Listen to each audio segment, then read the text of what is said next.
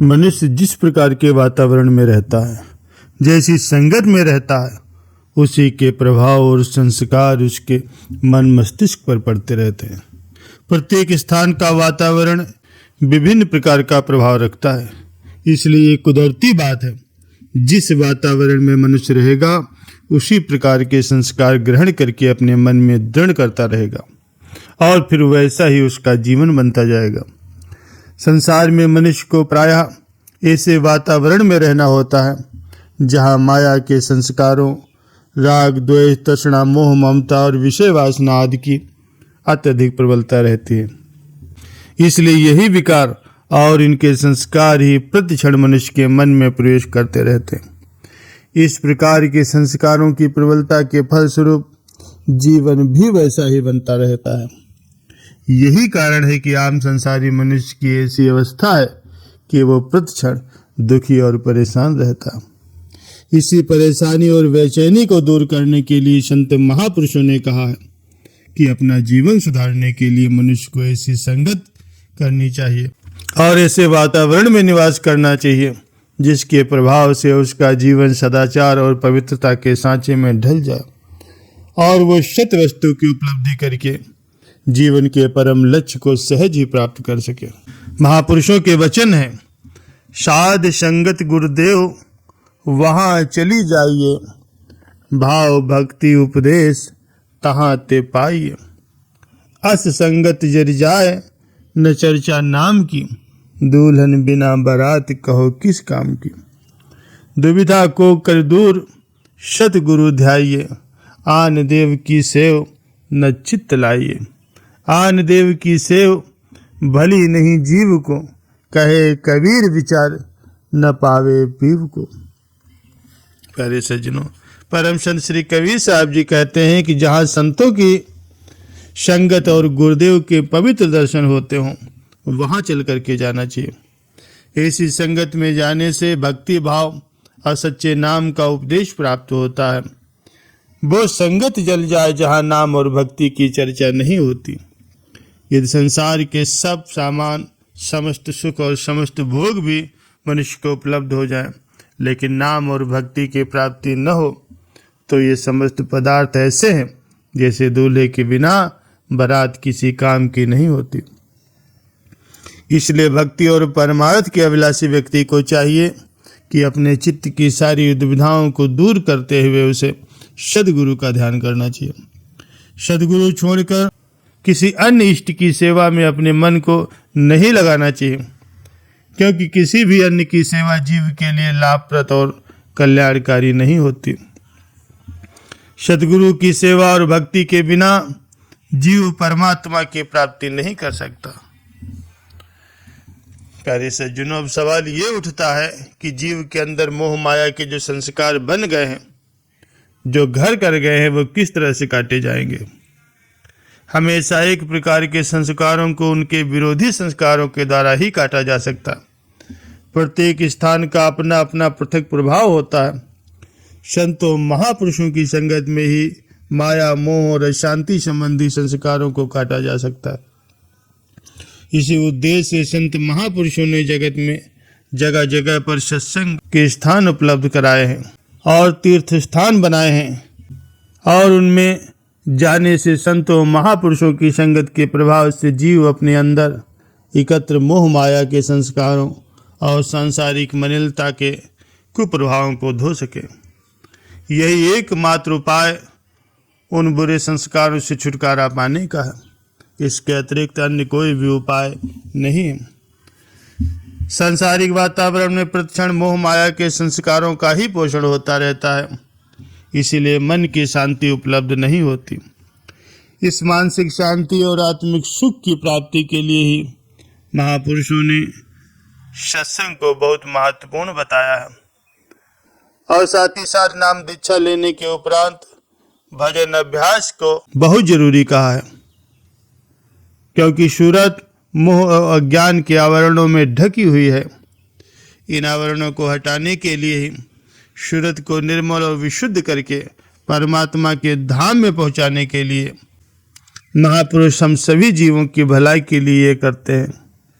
उनका यही उद्देश्य होता है कि माया के पर्दों में दबे हुए मनुष्य अपनी सूरत को उसके वास्तविक स्थान पर पहुंचाए।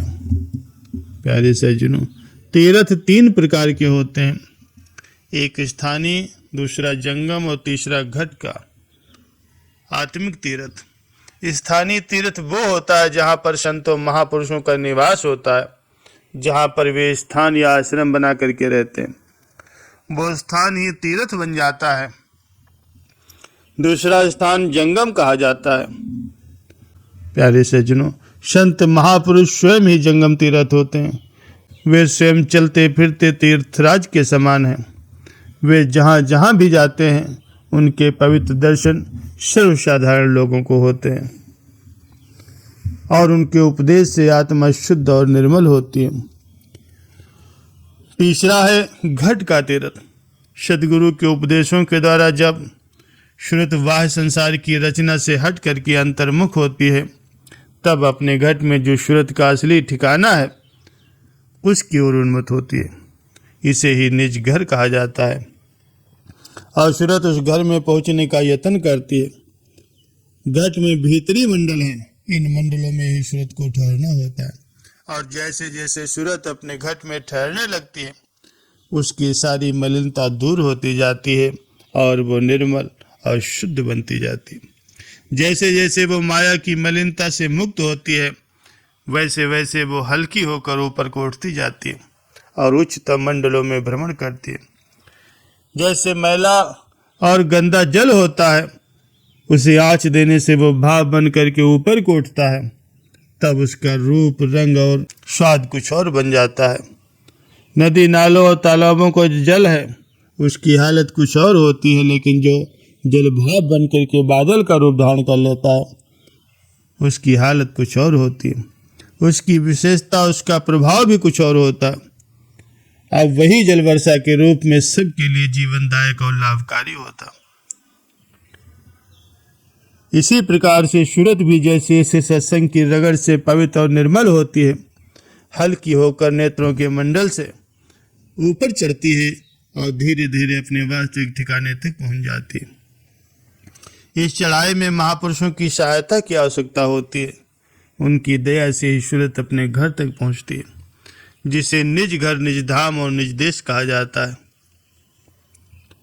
इस निज घर की प्राप्ति ही जीवन का वास्तविक उद्देश्य है।